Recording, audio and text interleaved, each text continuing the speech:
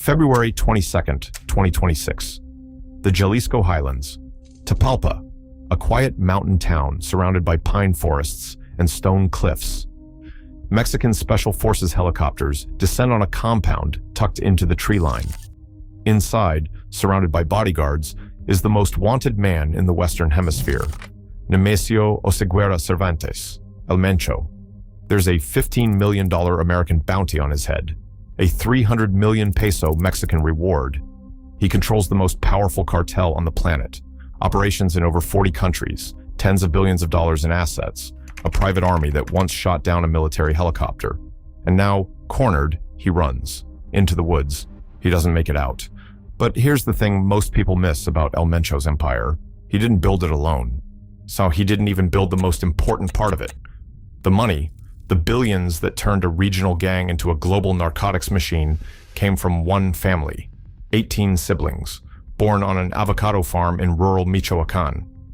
This is the family that funded El Mencho. This is how Los Cuinis actually worked. The González Valencia family came from El Naranjo, a small farming community in the municipality of Aguililla, Michoacán, the same impoverished Western Highlands that produced El Mencho himself. Their parents, J. Abigail González Mendoza and Estela Valencia Farias, raised 18 children, 10 boys, 8 girls. They started as avocado and lime farmers before transitioning into marijuana and opium cultivation sometime in the 1970s. The family wasn't just any rural clan from Michoacán's Tierra Caliente. They were connected. Dear Rosalinda González Valencia, the eldest sister, was reportedly a niece of Armando Valencia Cornelio, known as El Maradona, the patriarch who founded the Sinaloa Cartel in the late 1970s. Their nickname, Los Cuinis, references the quinique, a ground squirrel native to the Aguililla region, known for producing enormous litters, a fitting name for a family of 18. And the one who emerged as the financial brain behind all of it was the eldest brother, Abigail González Valencia. The Sinaloa Cartel, which the González Valencias served under, collapsed between 2009 and 2010. Nacho Coronel, the Sinaloa Federation boss who protected them, was killed by the Mexican army in July 2010. Successive millennial leaders were arrested. The organization fractured. El Mencho and co-founder Eric Valencia Salazar, known as L85, led a breakaway faction called Los Torcidos. By 2011, they'd rebranded as the Cartel de Jalisco Nueva Generación, initially calling themselves Los Matazetas and positioning themselves as anti-Zeta vigilantes. But the real foundation had been laid years earlier. In 1996, Rosalinda González Valencia married El Mencho at a 3-day celebration in El Aguaje, Michoacán. He'd worked for the Valencia family since his youth, first as a field guard in their avocado orchards, then as a marijuana and poppy trafficker, then as head of security for El Maradona himself. And he and Abigail had history. In the 1980s, saying they'd operated a drug distribution ring together in California before El Mencho was convicted in 1994 for conspiracy to distribute heroin and deported back to Mexico.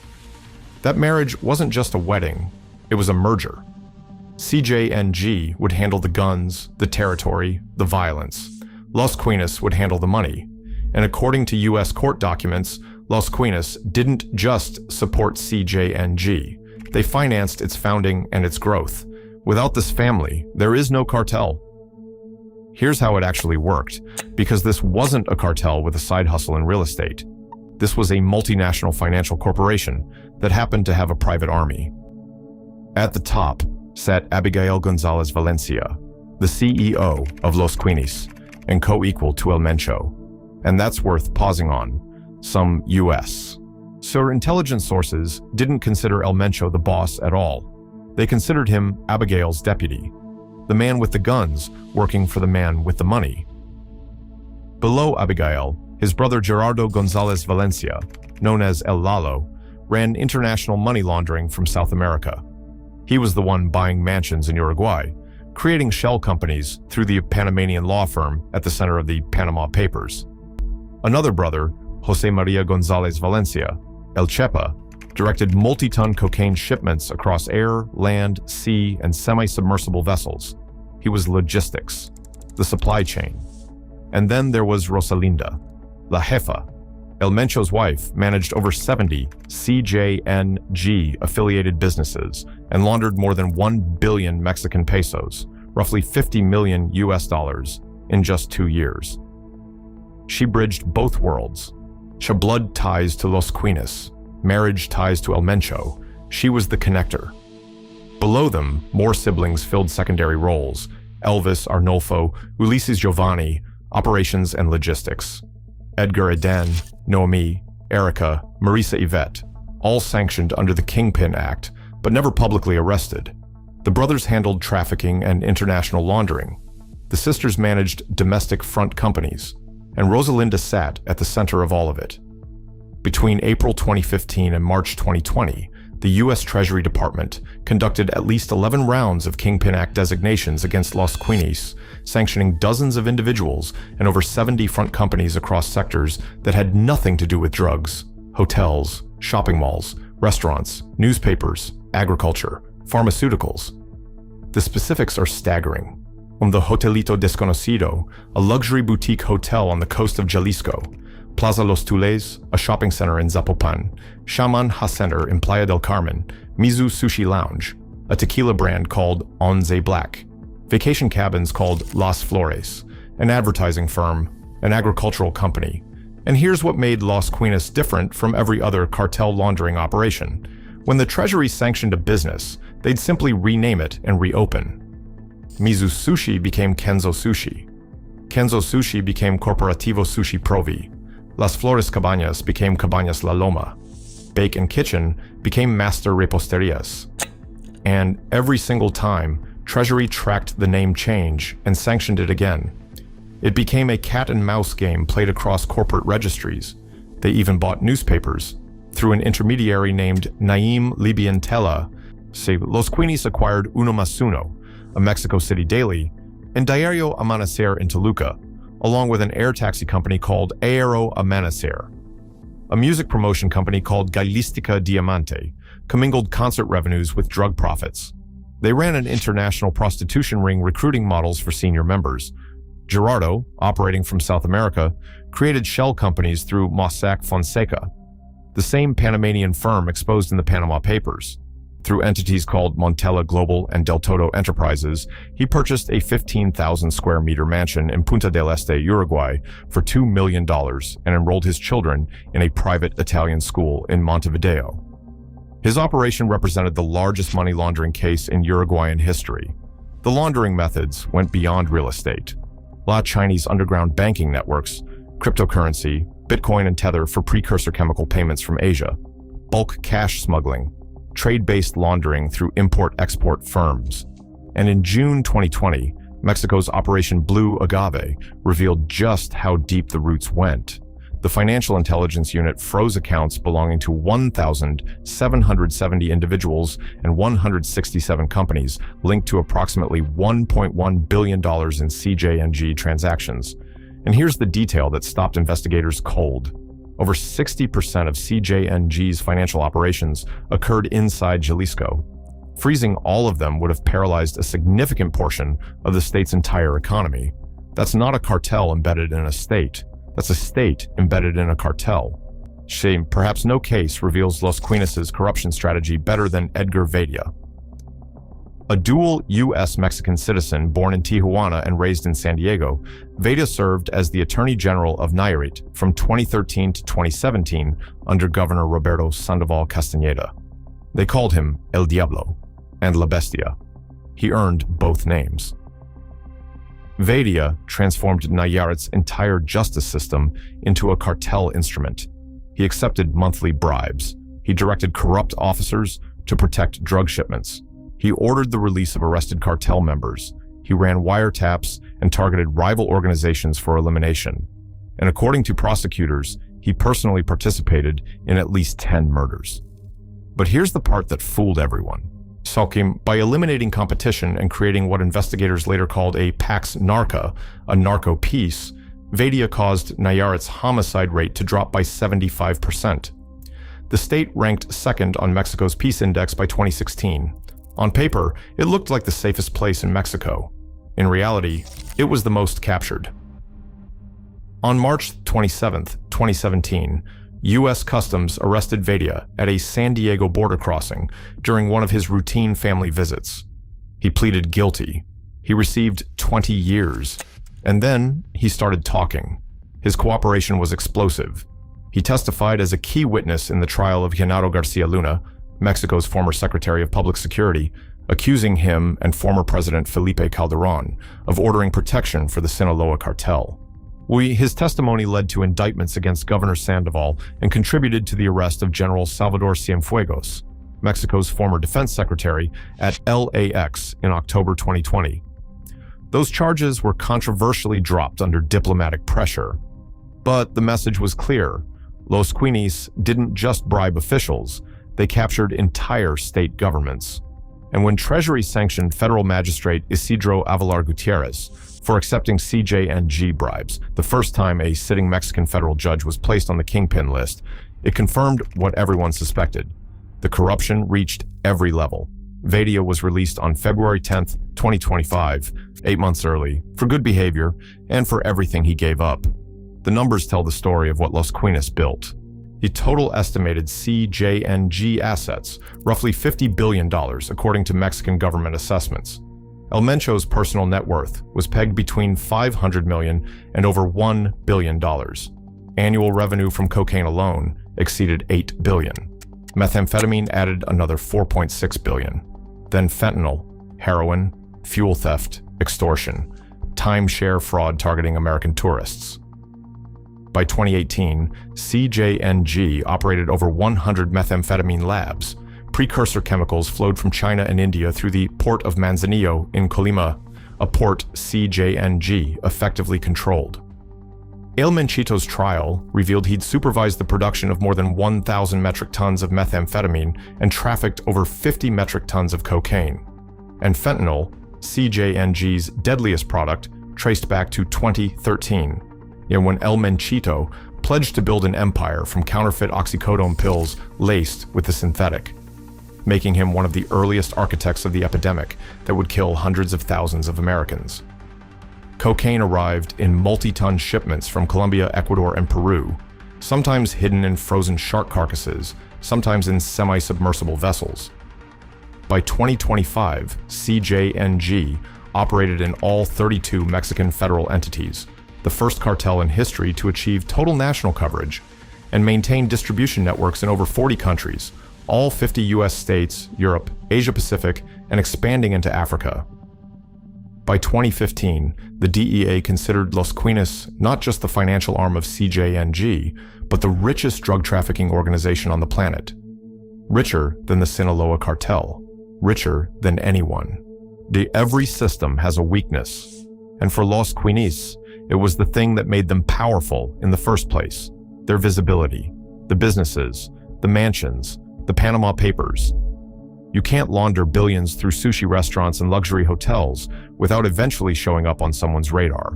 And once the arrests started, they didn't stop. Abigail González Valencia, arrested February 28, 2015, at a restaurant in Puerto Vallarta.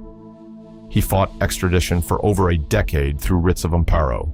Mexico finally extradited him on August 12, 2025, as part of a mass transfer of 26 cartel figures. He's now in U.S. custody in Washington, D.C., facing charges that carry a potential life sentence. Prosecutors hold more than 76,000 documents and intercepted recordings against him. B. Elvis, arrested January 2016 at a Zapopan hospital after a car accident, then inexplicably released that December. Nobody has publicly explained why. Gerardo, arrested April 21, 2016 in Montevideo, Uruguay. His name had surfaced in the Panama Papers. Extradited in May 2020. He pleaded guilty. Life sentence, July 2023. Appeal denied, April 2025. He's never getting out. Jose Maria El Chepa fled after Abigail's arrest. Made it to Bolivia under a fake identity. Then to Brazil. Captured on December 27, 2017, at a beach resort in Fortaleza. Extradited in November 2021. 30 years, the maximum allowed under Brazil's extradition treaty. He'd carried a $5 million bounty. Rosalinda, first arrested May 2018, she released on bail. Re-arrested November 2021. Sentenced to 5 years for money laundering in December 2023. Released February 27, 2025 for good conduct. She now reports monthly to Mexican authorities. Arnulfo and Ulises Giovanni, arrested together on June 26, 2018. Sentenced to 5 and 6 years respectively. Both have likely completed or nearly completed their terms. And El Mencho's own son, Rubén Oseguera González, extradited February 2020, convicted September 2024. On March 7, 2025, a federal judge sentenced him to life plus 30 years with a forfeiture order exceeding $6 billion, one of the largest in American history. He's at ADX Florence, the Supermax. And in September 2025, a DEA surge operation targeting CJNG across 23 domestic divisions resulted in 670 arrests, 1.1 million counterfeit pills seized, 92.4 kilograms of fentanyl powder, 6,062 kilograms of methamphetamine, nearly $30 million in assets, one family, 4 continents, a decade of arrests, and still the machine kept running. Could you walk away from a family empire worth $50 billion, knowing the only exit is prison or the grave? Let me know in the comments. But the story doesn't end with the arrests. Because when you dismantle a family, you don't necessarily dismantle what they built. The financial apparatus these 18 siblings constructed now outlives most of them. And what happened next made everything more dangerous, not less. Here's where everyone stands. Abigail González Valencia sits in U.S. federal custody in Washington, D.C. His defense team is negotiating what could be a plea deal or a trial that would reveal more about CJNG's global financial network than any case in history. A hearing is expected mid-March 2026. Gerardo is serving life in U.S. federal prison. His appeal is exhausted. He will die behind bars. Jose is serving 30 years, the maximum Brazil's extradition treaty allowed. Rosalinda was released in February 2025. She reports monthly to Mexican authorities. But nobody believes she's retired. She's expected to remain central to whatever CJNG's financial structure becomes next. El Menchito is locked in the most secure prison in America. Life plus 30 years. ADX Florence. His sister Jessica, La Negra, was released in 2022 after serving about 25 months for Kingpin Act violations. El Mencho's brother Antonio, Tony Montana, was extradited in February 2025 and faces U.S. charges. Edgar Vadia walks free as of February 2025, his cooperation having implicated governors, generals, and secretaries. And El Mencho himself, killed February 22, 2026. Buried March 3rd in Zapopan, in a golden casket. The aftermath of his death shook the country. 252 roadblocks nationwide. Vehicle burnings across 22 states. At least 25 National Guard members killed in Jalisco alone. Flight cancellations to Guadalajara and Puerto Vallarta. Nearly every senior González Valencia brother is now imprisoned or dead. But empires don't die with their founders, not when the architecture is this deep. CJNG leadership has reportedly passed to Juan Carlos Valencia González, known as El03 or El Pelon.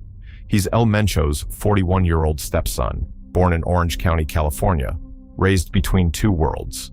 He carries a $5 million U.S. bounty and was indicted in Washington in October 2020. Other contenders for control include operational commanders like Audias Flores Silva, El Cardinero, and Ricardo Ruiz Velasco, El Doble R. In February 2025, CJNG was designated a foreign terrorist organization by the United States. But the cartel's decentralized franchise model means it was built to survive exactly this kind of decapitation. And that's the legacy of Los Cuinis. Each sanctioned business was renamed and reopened. Each arrested sibling was replaced by another. Each frozen bank account led to a new laundering channel.